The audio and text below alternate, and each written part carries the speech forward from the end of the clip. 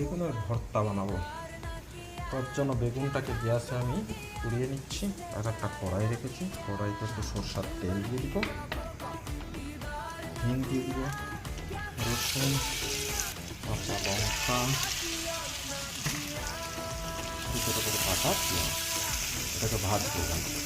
পেঁয়াজ ভাজা হয়ে গেছে, টমেটোটা দিয়ে দিলাম, মটর দিয়ে দিব, নুনটা দিয়ে দিব, টমেটোটা গলে যাবে। পেঁয়াজ টমেটোটা হয়ে গেছে, এবার আমি মশলাটা দিয়ে দিব, লঙ্কা, গোলমরিচের পাউডার, একটু হলুদ, জিরা পাউডার। বেগুনটা পুরা হয়ে গেছে, এবার আমি এটাকে ছাড়িয়ে দিয়ে দিব। বেগুনটা ছাড়িয়ে দেখে নিয়েছি, পোকাটাকে কিছু নেই, ভালোই আছে। বেগুনটা দিয়ে দিয়েছি, এবার মিক্স করে নিয়ে ভালো করে।